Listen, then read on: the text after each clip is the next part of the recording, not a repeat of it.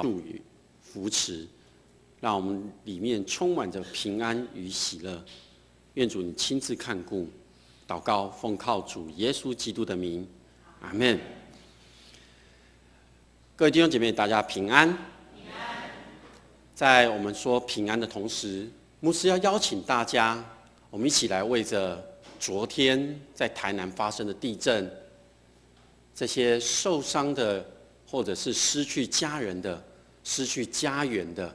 这些灾民，我们一起同心来为他们开口祷告，让他们在未来的这个礼拜能够很平安，领受到从台湾各地来的每一位给他们的关心和祝福，好不好？我们一起同心开口，为着台南地震这些受灾的人，我们一起为他们来祷告。我们同心开口。父上帝，在你的面前，谢谢，所以你看顾着在台南地震当中这些所有的受灾的人，愿主你亲自与他们同在，看顾着他们，使他们受受怕、担心的心，能够有主你的平安的同在。主啊，也求你看顾着在他们未来的这一周当中，在他们的生活里面，有更来接受许多人对他们的关心与帮助。全能的天父上帝，我们恳求你，我们知道地震所造成的灾害，我们看见了在台南地区这些受灾的百姓们，他们的心中的害怕，他们心中的彷徨。主啊，我们不能为他们做什么，但是我们可以恳求主，你亲自与他们同在，让他们能够在这灾害的当中，遇到困境的当中，我们也看见许多的人透过帮助他们，则展现了这一份爱。愿主你亲自让这一群灾民，他们能够得到真正的平安与安慰，也看顾着他们在未来这几天，在过年的期间，他们的生活没有忧愁，有主与他们同在。愿主亲自带领，抚平他们的惊惶害怕的心。愿主你亲自来看顾保守他们。我们这样恳求祷告，奉靠主耶稣基督的名，阿们。在这周礼拜三的灵命更新课程里面，这个题目是领受天父的爱。领受天父的爱。牧师想要请问大家，你真实的领受到天父的爱吗？你真实的领受到天父的爱吗？整本圣经都在诉说着上帝是爱，你相信吗？我相信，我确实的相信上帝是爱。2周前，1月24号，我接到电话，通知说我的父亲因为车祸被送到台大医院的急诊室。我立刻出门，并且联络了传道、孙正长老、文成长老，请他们来分担主日的服事。当我车子开到春日路的时候，我接到师母打电话来，她问我路上有没有安全，并且要我停在路旁。她告诉我父亲已经蒙主恩召了，而姐姐在医院等着我，因为姐姐她无法面对以及来处理相关的事宜。在那个时刻，我就问上帝为什么？我问上帝为什么这个事情会发生？我就问上帝为什么我前一天晚上才与我的父亲通过电话，说明天天气会很冷，要穿暖和一点。我就问上帝为什么我们约好在礼拜4的时候我们要一起去吃饭，不断的问为什么。在那个时刻，心中浮出的画面是：车祸发生，是否我的父亲肉体有损坏的情况？一路上我不断的祷告，并将诗歌的 CD 放到最大声，一句一句的唱。到了医院，我看见父亲，以及经过医生的说明，父亲的肉体没有明显的外伤，只有头部有一些挫伤和脸部有一些伤痕。在到医院之前，就已经没有生命的迹象了，所以没有走急救的过程的那些电击的医疗过程。我知道在那个时刻，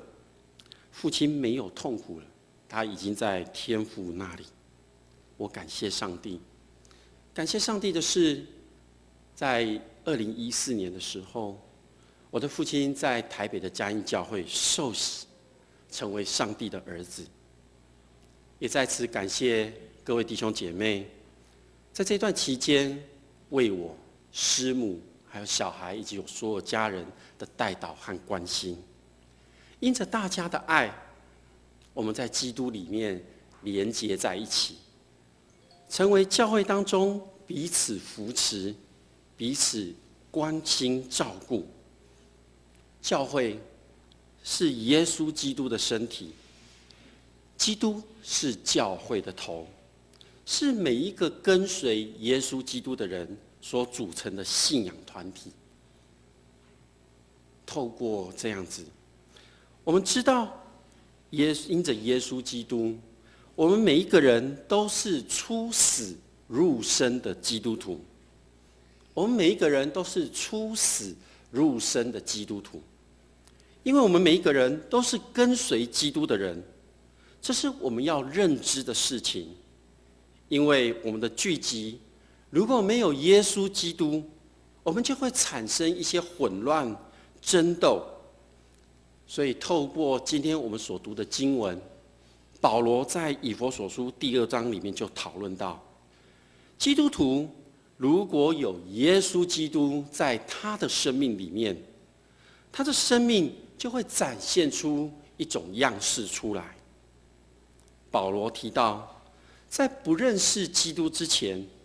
罪跟死亡是紧紧的连结在一起。在第2章的第2节说，那时你们在过犯罪恶中的生活，随从今世的风俗，顺服空中掌权者的领袖，就是今生在悖逆的人心中运行的邪灵。这边所指的，我们生命当中没有认识耶稣基督的时候，我们就会受到这些事物的影响。今生的风俗是指人的生活受到宇宙统治者以及空中邪恶的势力所影响的。空中的掌权者的领袖，其实在指的是魔鬼的名，用来描述统治上层天空魔鬼的势力。而现今在悖逆人心中运行的邪灵，更加清楚地说明，邪恶势力会影响我们每一个人来离开真神。所以当我们每一个人如果被邪恶的力量所控制的时候，我们就会远离上帝的正路，离开上帝的道路，会受到审判，会毫无盼望。但是在毫无盼望、绝望的时候，我们有一个新的盼望。这个盼望是因着上帝丰盛的怜悯，因为上帝爱的本质，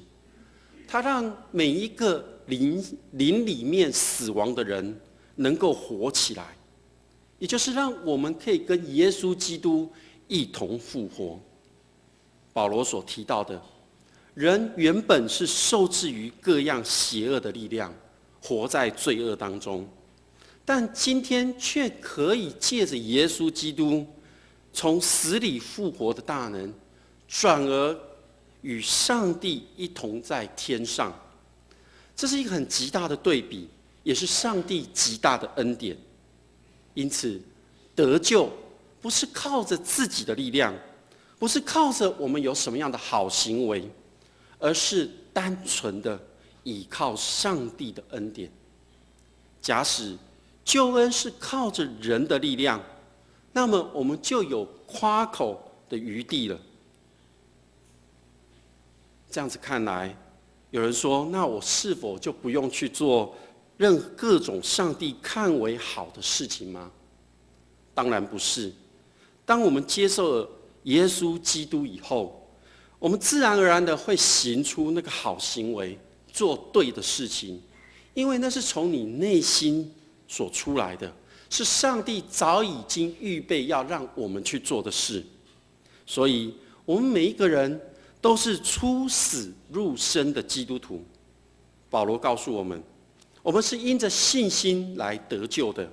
而这个得救是来自于上帝的恩赐。这个恩赐最重要的根据就是耶稣基督。所以，相信耶稣基督是让我们脱离过去，获得新的生命一个最重要的关键，也就是我们要去传扬福音的重要信息。我们靠着耶稣基督，靠着耶稣基督。保罗在罗马书第7章19节里面说：“我所愿意做的善，我不去做；我所不愿意的恶，我反而去做。”保罗再一次的说明，人的生命里面被一种力量所操控，这个操控的力量让人没有办法去走向光明，而甘愿停留在罪恶的捆绑里面。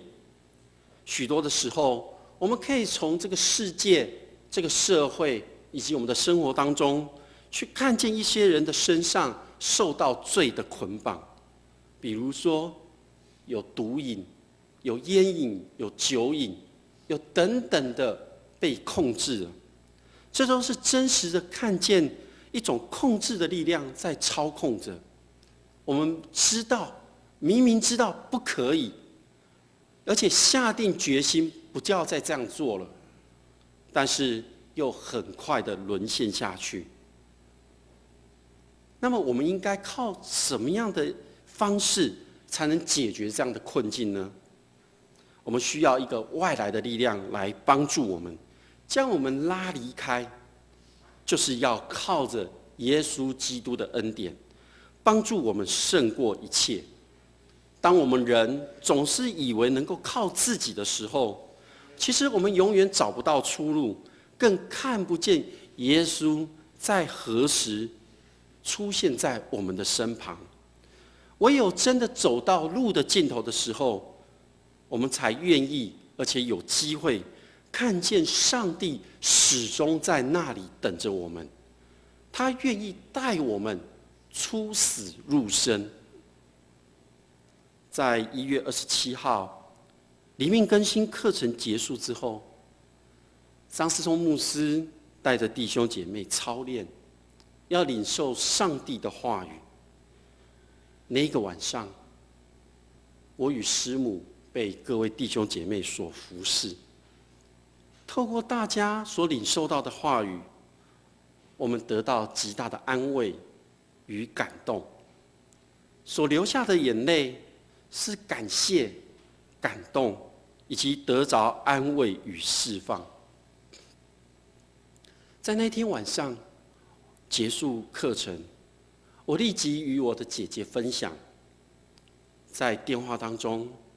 姐姐激动不已，是因为她在中午的那个时候，她在整理我父亲的东西。她很任性的要求说，她要求我的父亲要借着不同的方式、不同人的口来告诉她我父亲想对姐姐说的话。而当晚，就在我们得到被服侍的过程当中，我们将这样的讯息传达给我姐姐，知道父亲在上帝那里了，知道父亲在上帝那里了。在上周五的周报里面有刊出伟克的见证，在那个时刻，伟克的见证的那句话，他在我这里，你放心。在这个见证周五的时候，我拿到文字稿，我就将这文字稿与我姐姐的分享。姐姐看过之后，圣灵亲自安慰她，使他明白这个信息不是爸爸要对他说的话，而是上帝要对他说的话。我姐姐这样告诉我说，她说上帝一直都在，上帝一直都在，是他要告诉我爸爸在他那里，是上帝一直都在，只是我一直没有发现他。感谢上帝，他亲自安慰了我姐姐，并且真实的与上帝相遇。所以我姐姐在这当中，她又说了一段话，说：生命中的缺口那一条连结，我一直以为自己可以去做，却没有发现上帝他一直都在。过去的一些事情原不明白，但今天终于明白了，原来上帝一直都在，在我们的心里，在我们的旁边，只是我们当时不知道。好不好？告诉你隔壁的弟兄姐妹说，上帝一直都在。在这一周，当我们还为着检察官还没有将证明文件能够确定的事情在忧愁的时候，经过姐姐得着安慰与上帝相遇的这一件事，以及姐姐领受到天父的爱，那时候我明白了为什么证明文件会延迟，是因为上帝要在姐姐的生命当中来动工。所以我就再一次领受到要安静等候上帝的时间，因为唯有靠着耶稣基督，我们相信那肉眼看不见、触摸不到的身体，我们相信耶稣基督真实的在人的中间，与我们分享着上帝的爱，让我们的生命感受到、经历到耶稣基督的同在。我们更加相信他不撇下我们。我们见证我们感受到的恩典，这个恩典是从真理和恩典里面出发，是因为这样，我们的信仰才得以完全，而且更加坚定。在以弗所书第2章第7节说，为要把他极丰富的恩典，就是他在基督耶稣里向我们所施的慈爱，显明给后来的世代。所以在基督里，我们都在基督里。过去的事情，我们可以借着耶稣基督的宝血，开启一个新的世代，能够在基督里亲近上帝。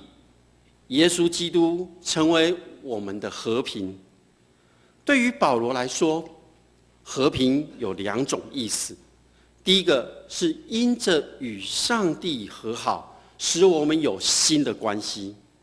第二是能够跨越文化与宗教的隔离，使人、男人、女人能够合一。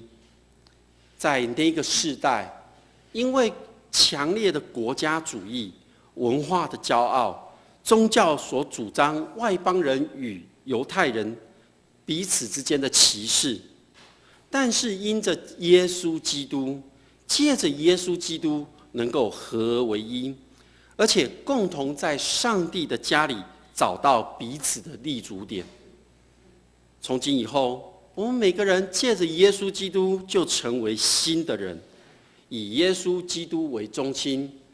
和平相处，不再有隔阂，恢复了上帝与人与上帝这个和好的关系。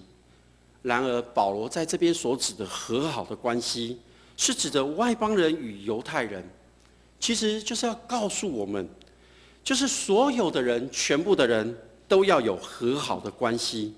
而这个和好的关系，不是任何人的能力可以做到的，而是依靠着圣灵的带领，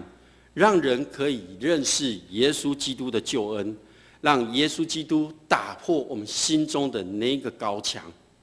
因为他自己是我们的和平，使双方合为一，拆毁了中间的高墙，并以自己的身体终止了冤仇。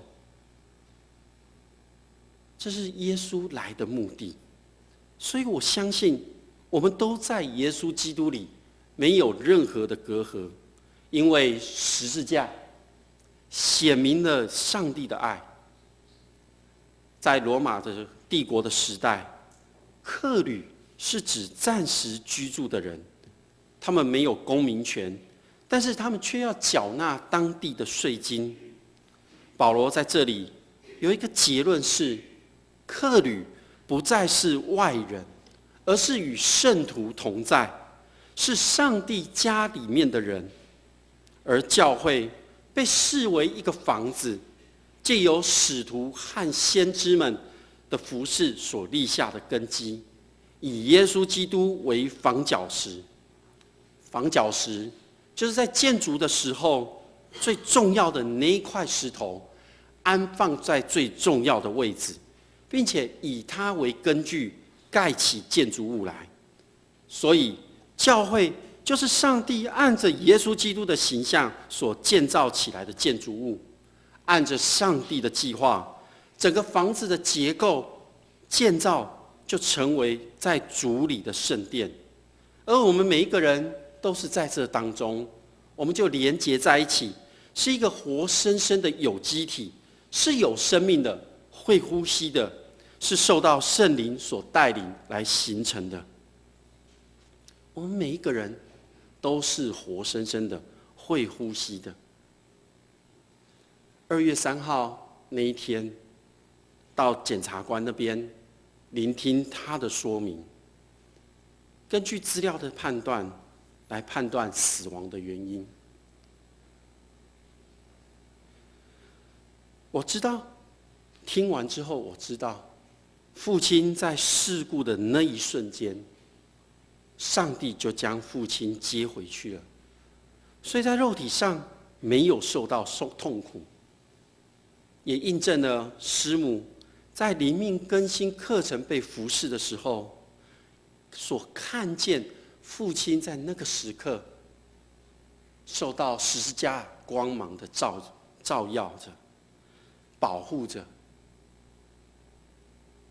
也看见了父亲站在耶稣的旁边。